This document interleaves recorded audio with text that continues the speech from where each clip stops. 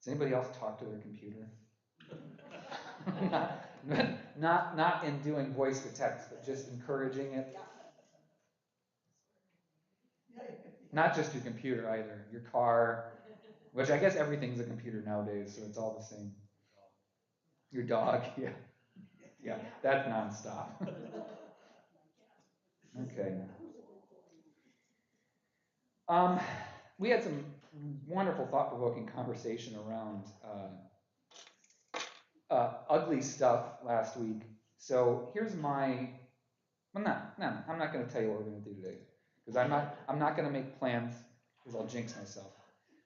Let's look at the rest of the social / religious / family. So we are in Exodus 22, verse 18, 19, 20, and following. And just a foretaste of things to come. My plan, and I kind of need to stick to it so that we wrap up by the third week in Advent. My plan is to wrap up this look at Exodus before the end of November, at least, so that by the time we get to Advent, we can spend a couple of weeks looking at kind of the overall picture. So we'll jump to Exodus 33, and we'll do kind of a quick skim of the Levitical, Deuteronomical stuff. And I talked about this many times, but one of the better ways to look at the legal stuff in the Pentateuch is that Exodus is kind of the foundation, and Leviticus and Deuteronomy and Numbers and following are really expansions on these ideas. So we're seeing more specific application of certain ideas. Yeah. So what I left you with last week is verses 18, 19, and 20, which are strange. 22 of Exodus. Verse 18, you shall not permit a female sorcerer to live. Oddly specific. Whoever lies with an animal shall be put to death. Could you define that one for me? And whoever sacrifices to any god other than the Lord alone shall be devoted to destruction. What the heck? And again, I'm not advocating that we read too much into these, but and again, this is more of an intellectual thing. I'm really curious about what manifests here. You know, what's going on in Hebrew society that these laws become center point. So you know, my inquisitive mind, why is it specified female sorcerer, which seems to imply that there are male sorcerers, but they're allowed to live. What do you think, Andy? They're called prophets. Andy, A+, man. A+. So Andy, for those of you that didn't hear him, said they're called prophets. And this is 100% true. So proof text, the case study for this is the story of Elijah, right? Where Elijah goes before the guy that's married to Jezebel, Ahab, goes before Ahab, says, I mean, I'm really summarizing here, but you're on a road to destruction. You need to turn aside. Also, your prophets, right, which was a professional role. Prophet was a professional role in that day and age, are basically yes men that are leading you on that road to destruction. So Elijah proposes what I call the great prophet throwdown, where he says, I love this, where he says, you get a cow and I get a cow. You put your cow on an altar, I'll put my cow on an altar. You pray to your God or gods, and I'll pray to my God. And whoever's cow catches on fire first wins. Which, when you paraphrase it like I do, sounds silly. But, again, to equate this to in modern context, you know, who are the people that throw fireballs, right? Wizards. You're a wizard, Harry, right? I mean, you know, it's again, we're working with ancient ideas here, which, you know, are pre-technology, pre-science. So, you know, you have to have some flexibility. But at least in the common consciousness, there was this idea that there were people who were professional people that worked for leaders who could both divine maybe the future a little bit, or at least tell what was going on, but also supposedly had magic powers. Okay. what happens in this, of course, is that the 40 or 400, I can never remember, prophets, they chant for 3 days and nothing happens. Elijah, showing off, digs a trench around his cow, fills it with water, cuts his cow into a bunch of little pieces, and boom, this pillar of fire comes down and lights everything on fire. He then proceeds to kill all of the prophets that are there, and then flees into the woods to pout because he's failed God. I love that story. It's so great. And because it culminates, right, in one of the texts that we hear all the time, which is Elijah in the cave, and then the angel comes to him and says, Elijah, you need to eat, And Elijah's like, no, I don't want to. And then Elijah, you need to eat. So it makes me. Finally, Elijah comes out of the cave, and as he's standing there, a whirlwind comes, or a firestorm comes through, and a whirlwind comes through, and there's an earthquake. And then finally, there's this profound silence, and it's in the silence that the voice of God says to Elijah, Elijah, get up off your butt and let's go. Again, paraphrasing. Great story. Susan. As a parallel to the female sorceresses, I have read that the thou shalt have no other gods before me, in part was to do away with the goddesses. Yes. Okay, I'll repeat. So Susan has read that thou shalt have no other gods before me was not designed, but had the intention, besides monotheism, but also had the intention of dispelling goddess imagery that existed. And there is a lot of scholarship being done around this idea, right? This is a fairly modern exploration, and you would understand why, considering the history of male leadership in church and theology, right? This is and I would say this is something worth paying attention to, because one of the things that a lot of Hebrew Bible scholars are working on is exploring the feminine divine imagery that does exist in the Hebrew Bible, which exists almost exclusively, by the way, in the prophetics, in the prophetic works. So we have, and I'm going to confuse who's saying what, but I think it's Jeremiah, right, who uses the image of the mother hen gathering Jerusalem under her wings. I think that's Jeremiah. But there are several examples of feminine imagery being attributed to God. So one of the arguments, or one of the explorations that's being done in Hebrew Bible scholarship is, was there perhaps an intentional purge of female divine imagery at some point in the Hebrew experience? In other words, did female divine imagery exist, and was it actually embraced and celebrated in the Israelite tradition, but at some point was removed? And of course, as with all scholarly topics, it's heavily debated. And one of the struggles is that we simply don't have other texts to compare and contrast with, but it is certainly something that's being argued. And we have, again, further evidence for that kind of thing here, which is that the males, the men, are the only ones that apparently get to channel whatever mystical energies are out there to do the work of prophet, that it is forbidden, it's verboten, for females to do that. And of course, if you're a thinking human being, you're going to ask the question, why? Is it because women are inherently incapable of that? But again, we're working with something that from a modern standpoint seems silly. Or is it because there's a bias that exists where there's a built-in uncomfortability with female leadership in the religious practices? These are all good questions to ask, and I think these are the questions that should be asked surrounding something like verse 18. Why female sorcerers, right? What leads to that? There are now female rabbis, only in about half of the Hebrew or half the Jewish tradition, right?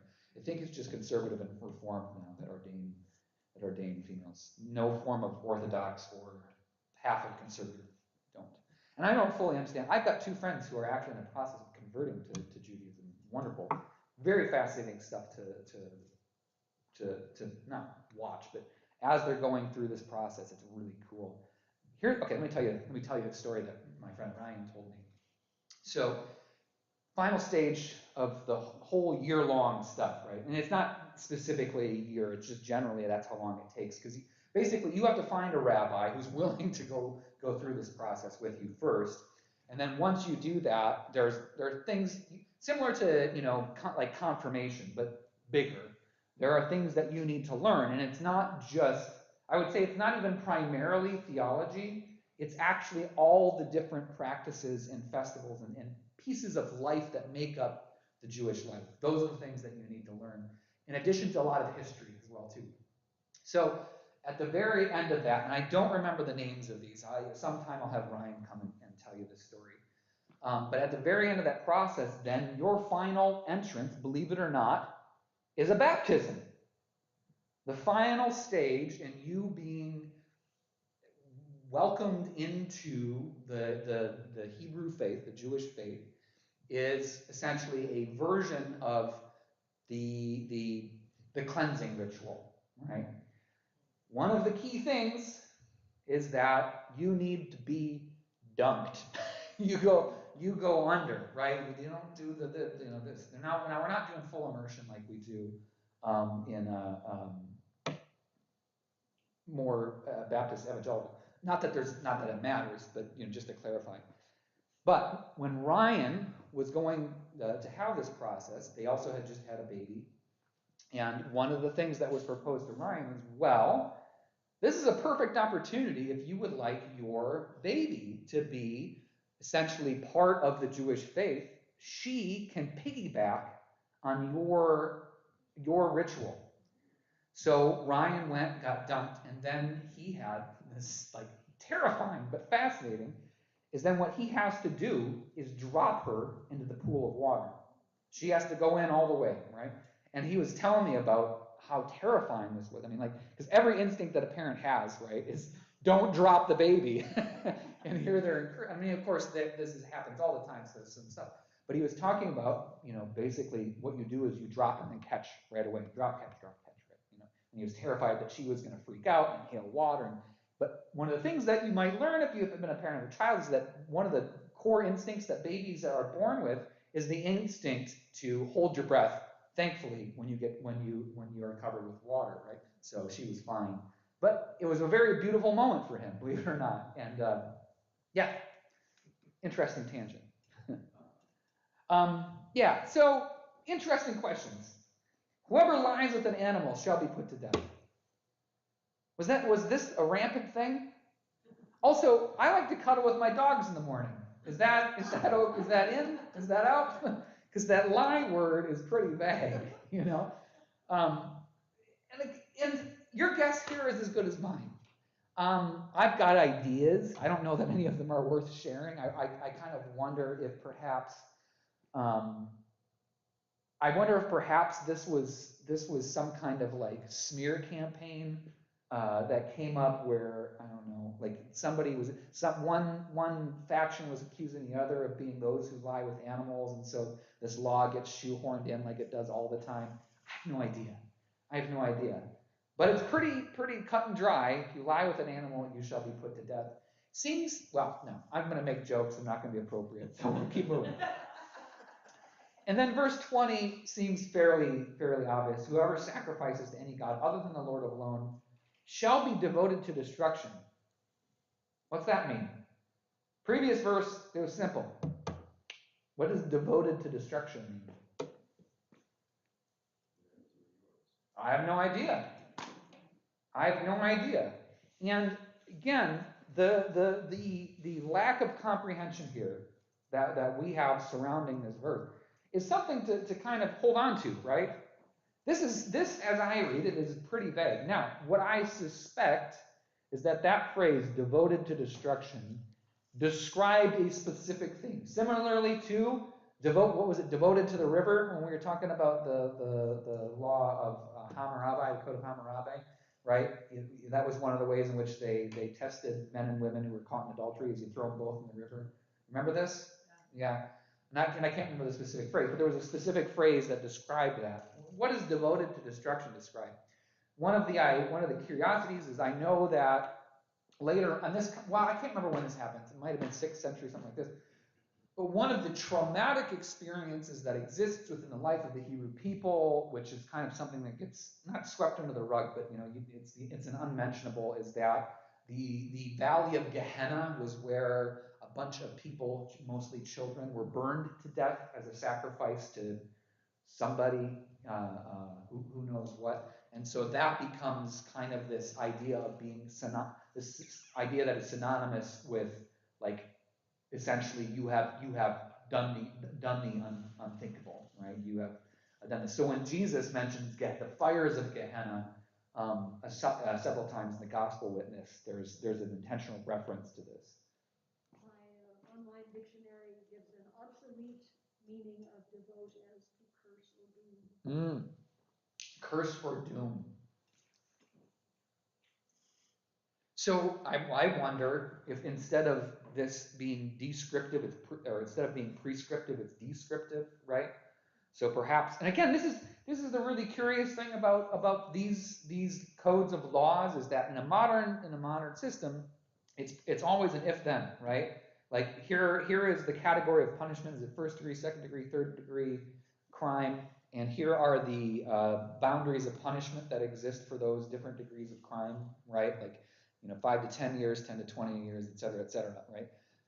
One of the truths about this stuff is it's not always prescriptive, right? So it's not always saying if you do this, then this is the prescribed punishment, but rather, in the follow-up, excuse me, verses 21 through 27 are a perfect example of this.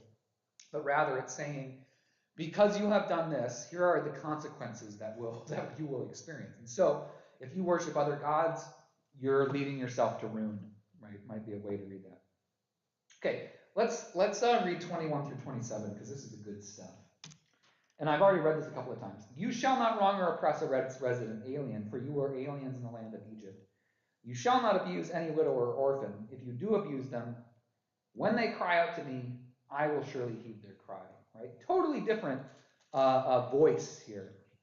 My wrath will burn, and I will kill you with the sword, and your wives shall become widow, and your children orphans.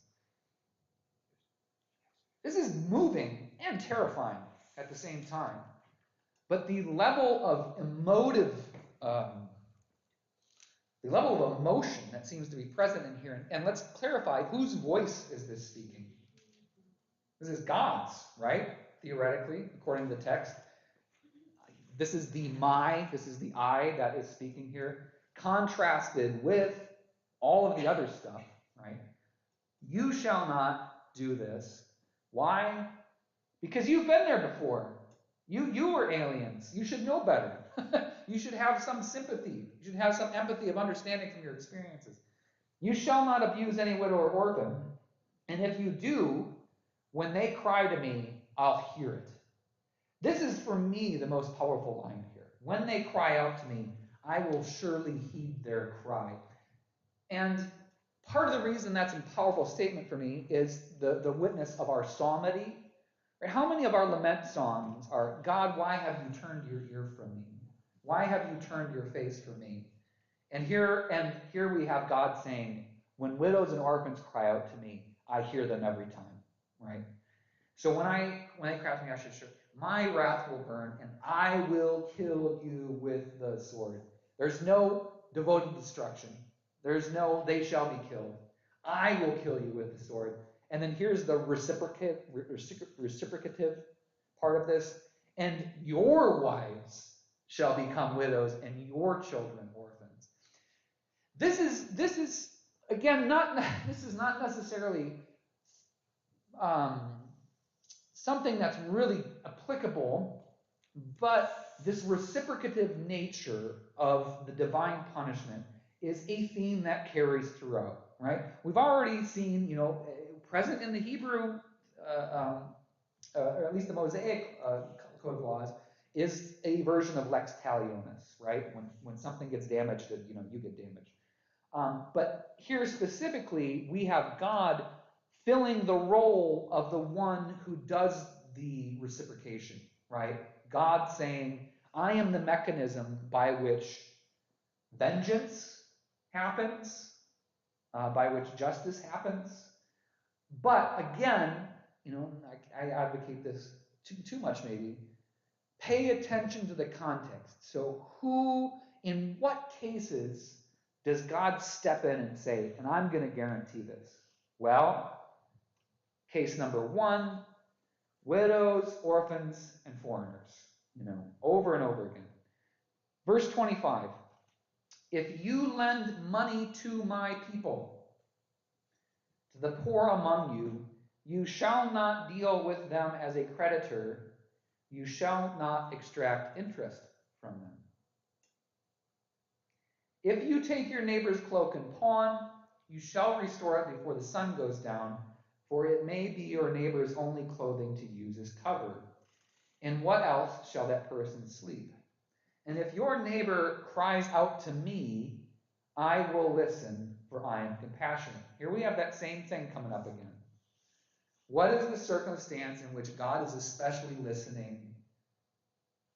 Seems to be, again, people who are exploited, who are vulnerable. In this case, the poor. So we're beginning to build a picture. Widows, orphans, foreigners, and the poor seem to be the categories of people, at least according to the Mosaic law, that God intentionally protects, that God takes a first-hand role in. And again, we get this. It's not necessarily reciprocative here, but it's more about wondering what the purpose is, right? So if you lend money to my people, comma, the poor among you, you shall not deal with them as a creditor, you shall not extract interest from them. And case study, if you take your neighbor's cloak and pawn, you shall restore it before the sun goes down. What seems to be the motivating idea behind this? What seems to be, and again, I'm asking this in a leading manner, and perhaps I should ask it in a more open-ended nature, but what seems to be the primary desire of God in this, at least according to what's here? What's God trying to make sure happens or protects here? I think he's trying to encourage the community to treat each other as friends and neighbors rather than as business transactions. That is a wonderfully insightful statement. So again, and this could go back to love your neighbor as yourself. But yeah, it seems to be encouraging the people to treat each other as neighbors and as friends rather than as transactional relationships, rather than making a profit, right? And that definitely is a piece here, right? Is do not profit off of poverty, okay? What might be some modern examples where this specific thing is violated? Payday loans, exploitative, subprime mortgage lenders. In fact, you could, well, I don't want to get too far into this. Has anybody seen, what's the movie? Shoot. Darn it.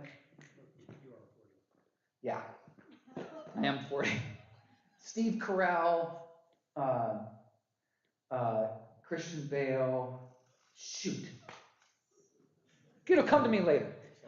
But one of the things that's interesting and depressing is analyzing the exploitative way that the mortgage market has been leveraged for profit, not just in 2008, but in the last 20 years, and continues to be, by the way.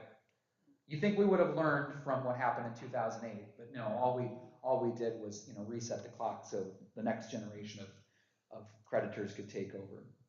But it doesn't take long. Credit cards, right? Credit cards are wonderful tools to those who can pay off their credit card bill promptly every month, but they are awfully debilitating to people who see them as a way of having quick and easy money, especially when you are working with 11, 18, or 25% interest rates. The Big Short. Thank you, Susan. Big Short. Anybody seen The Big Short? It's a great movie. Great movie. Maybe not a movie to watch with grandkids, right? It's mainly swearing and that kind of stuff. But It is a creative retelling of true events that happened leading up to the 2008 housing bubble crashing. Very, very eye-opening. As far as how I treat people, the I thou with Hoover's I thou. I thou. Book by Hoover. By who? Martin Hoover. Gruber. Anyway, I don't know Gruber. it talks about how to treat people. I don't. It's a good book. I'll look it up. It's I thou? I dash thou. I will check that out. Is there anything specifically out of that, or just the concept? Yeah. Is it like talking about reciprocative, or not something that can be distilled into one statement? Okay. I have filed that away. Martin Buber, I thou. Verse 28. You shall not revile God or curse a leader of your people. Ooh, that's one that could go awry. And by the way, this is also something that was used as justification for support of the Nazi regime during the 1930s and 1940s in Germany. So there's that as well too. And this is something, by the way, that our good Lutheran cousins in Germany pointed to and said, here's why we just need to survive. We're not supporting of this, but we're not gonna curse a leader of our people. Has anybody been in a role of leadership where you feel like all responsibility has been put in your hands, even the responsibility that probably should be held in other people's hands? You understand what I'm getting at here?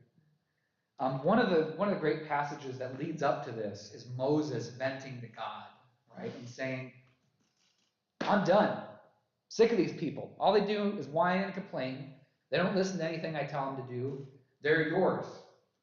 I'm taking off. I'm going back. I'm getting out of here. You can do whatever you want with them," right? At which point God says, "Moses, have you heard of delegation? Have you thought about maybe putting some other people in charge," right? This to me sounds like, not the first half, but the second half sounds to me like the voice of somebody who is sick and tired of people who refuse to take agency, who are constantly critiquing what's going on, right? Has anybody ever been that before? This is one of my pet peeves, by the way, not just in a professional capacity, but even in a personal. If you're trusting me to do something and you don't want to do it, you have lost your right to complain, right? That's another story. Anyways, that's what I hear there.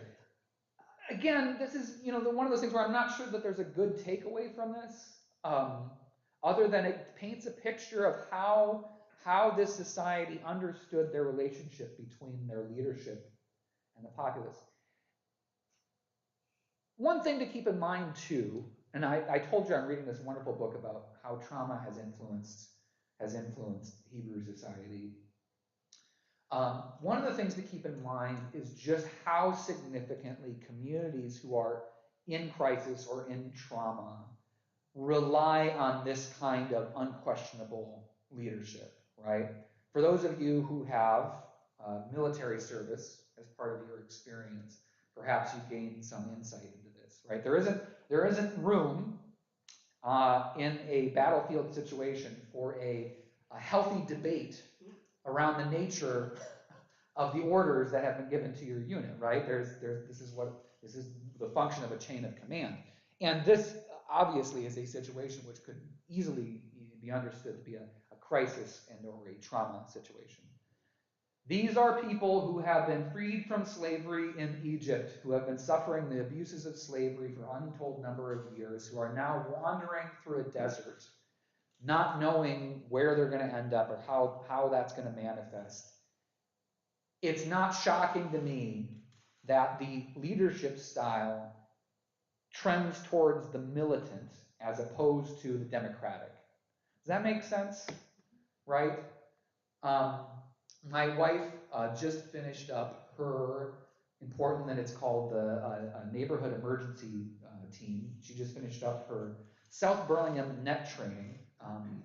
And she'd had her field exercise yesterday. And so one of the things was there's a 1,000-pound slab of concrete that's resting on top of someone.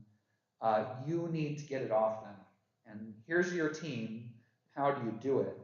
And the three things that they had to keep in mind, of course, are don't lift with your back, not duh, but like basically come up with a plan of how you're going to do this. Don't just run in there and start moving stuff because you might make it worse. So like, do you lift it up and shim underneath it, etc. Have a person who's covering the safety of the team, right? Who's aware of the environment, who's paying attention to other things that might be going on because this is happening in a crisis situation. And have a person who is making decisions for the group. You do not have time to debate, right? Have a person who is essentially being entrusted as the leader and the communicator. They're the radio operator, right? Who's getting commands from above, and etc. Crisis and trauma moments are moments wherein democratic leadership that we celebrate so much may not necessarily be helpful, right? And so I invite us to wonder if perhaps this is influencing this.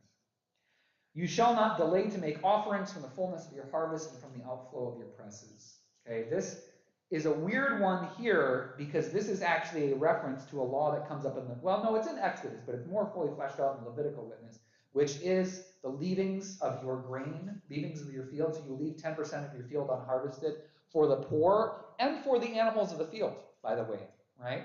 This is the way that you participate fully in your ecosystem, is you don't harvest everything, you leave some things. Here, there's also a carryover saying, for those of you who aren't farmers, but perhaps winemakers, your presses, a portion of that is given back. Here's your firstborn, the firstborn of your sons you shall give to me. You shall do the same with your oxen and with your sheep. For 7 days it shall remain with its mother. On the 8th day you shall give to me. What does that mean? What does it mean to give your oxen and your sheep to God? So what does it mean for the son? That's the question. This is the question. Especially the firstborn son. What does it mean that the firstborn son is given to God? Abraham maybe perhaps mistook the meaning of this. What did it mean functionally within Hebrew society? It means that when your firstborn son is born, you take them to the temple where they are dedicated to God. One of the first stories in Jesus' narrative. This is what Mary and Joseph are doing when they bring Jesus to the temple, right? Why? Why? What purpose does this serve? Tradition. They're the inheritor of you, so therefore you're dedicating your inheritance as well.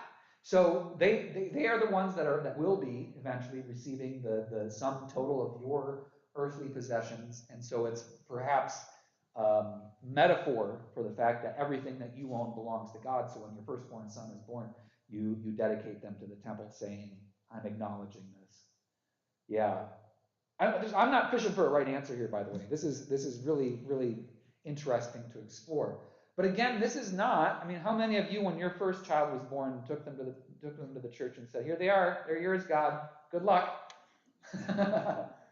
No, we don't do this, right? I mean, we kind of do. Baptism, right? Baptism. That's part of our core theology around baptism is that we state that in baptism we are naming the claims that are placed upon this child by God. Right?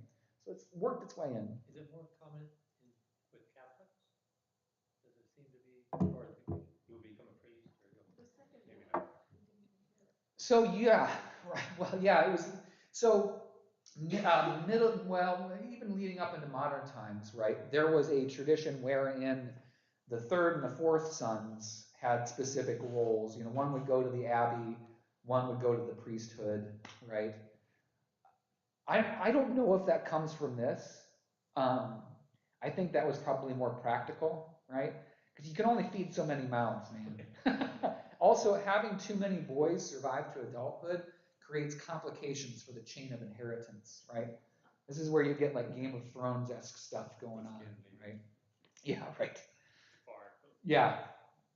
But it's interesting, and it definitely influences, Hebrew society. You shall be people, I'm in verse 31, we're rounding this out. You shall be people consecrated to me, comma, or semicolon in this case. Therefore you shall not eat any meat that is mangled by beasts in the field, you shall throw it to the dogs. That's the thing? That's the cornerstone of being consecrated to dogs, or consecrated to God, is not eating roadkill? Man, I think I may have messed that one up, because there are deer in northeast Michigan. I'm not saying we ate roadkill, right?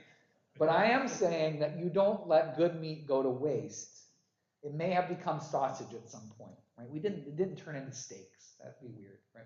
But the point being is, why this? Why is this the thing? Disease? Is that maybe a worry here? I don't know. Perhaps this is the introduction. Perhaps this is kind of the initiation of the what become very elaborate laws around food and cleanliness. This might be a corner of kosher law. I mean, I know for a fact that this is definitely part of kosher practice. You know, did I ever tell you the story about?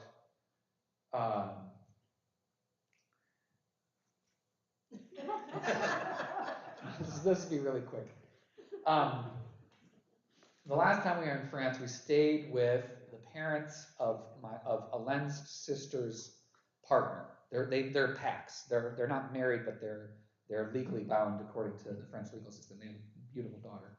So we stayed with Matthew's parents, and his dad is a retired veterinarian in the region of France, which is famous for a specific breed of cattle. This was in the video that I recorded when I was in France, and I'm forgetting the name of it. It's Charolais, the Charolais breed.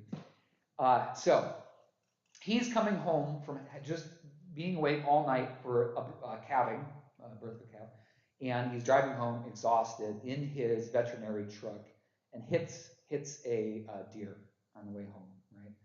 Very common experience in Northeast Michigan, by the way. So, being a veterinarian, letting no thing go to waste, he decides he is going to pick up the deer, put it in the back of his truck, take it home, butcher it, voila, venison.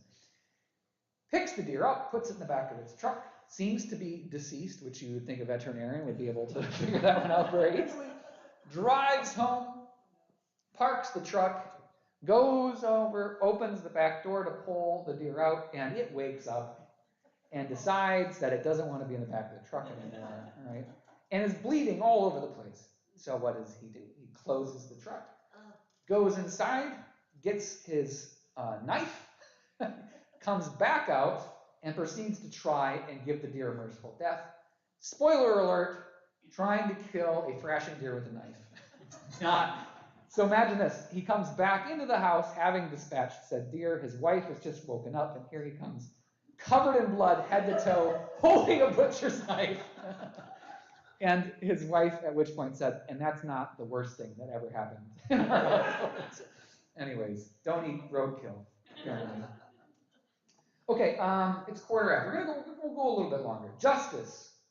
This part, super fascinating, super fascinating.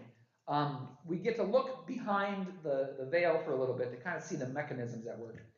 You shall not spread a false report. No fake news. You shall not join hands with the wicked to act as a malicious witness. This is fascinating because, the modern context of it is simply, you shall tell the truth, the whole truth, and nothing but the truth, so help you God, right? Hands on the Bible or on the Constitution, right? So our drive seems to be centered around telling what you deem to be factually true, okay? This takes it to the next step.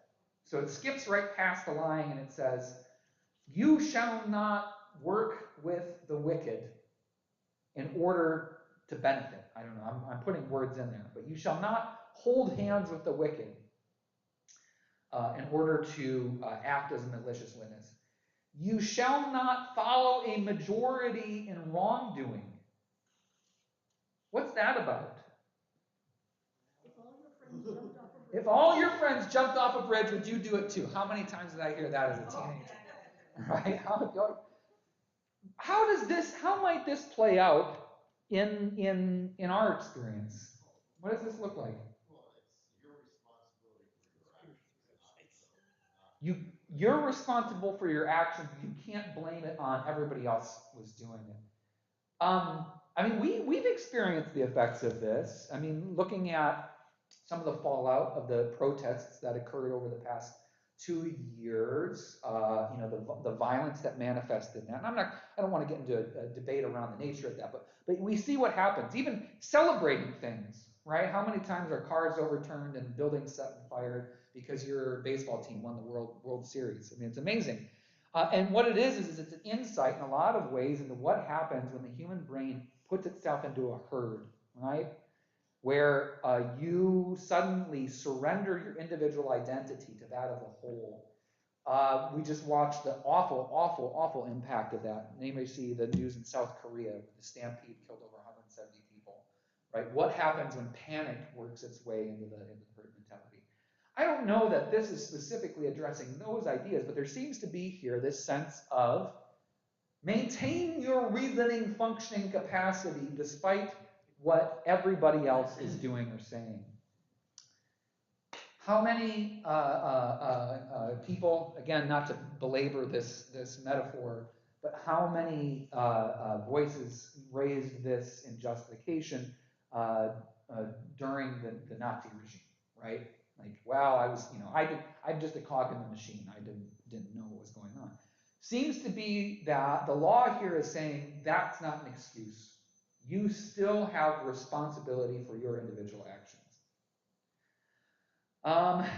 When you bear witness in a lawsuit, you shall not side with the majority so as to pervert justice. So here we have a bit of an application to it. Nor shall you be partial to the poor in a lawsuit. Huh. What's the Hebrew form of a lawsuit? Because I thought we're talking like class action, you know, elevated to the federal court type of stuff here. What do you think? What do you imagine a lawsuit look like? Kathy, what's a lawsuit all about? Two people.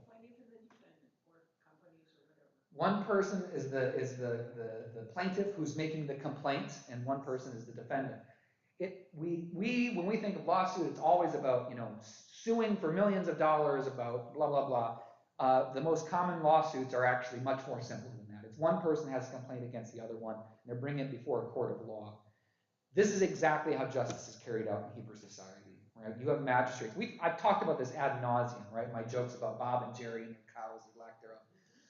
So this is saying you don't just side with the poor because they're poor.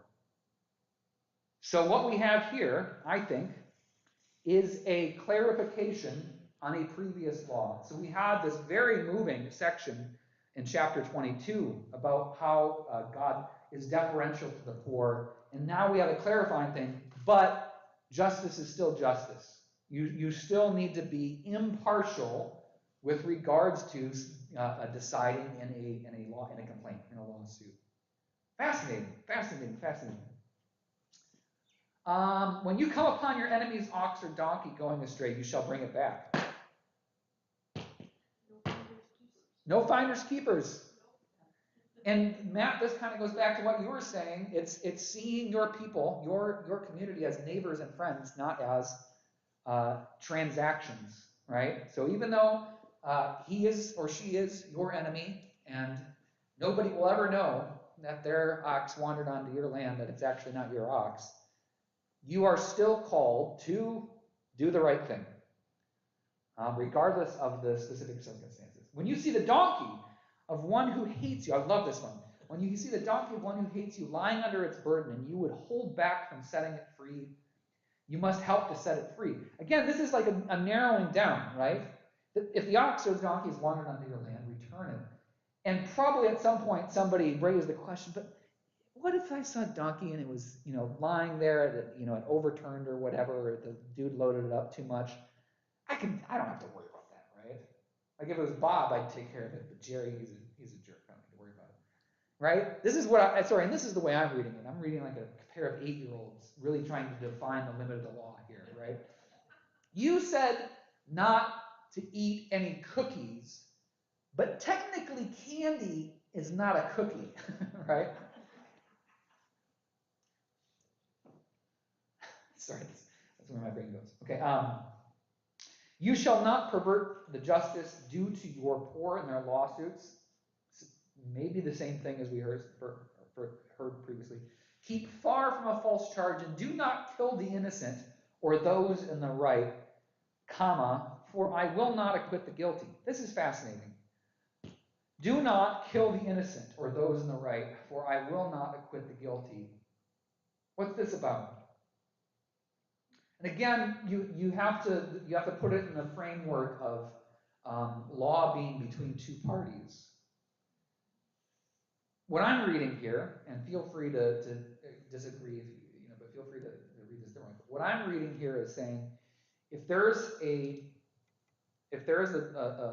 trial, and through whatever means, jury manipulation or whatever, you leverage fault upon the innocent, it does not excuse the guilty, right? In other words, in trying to shift the blame onto the other party, you are in fact dooming yourself, even though the consequences of that might immediately happen to the other person, right? In other words, this is saying shifting the blame in a court of law does not mean that in the court of the divine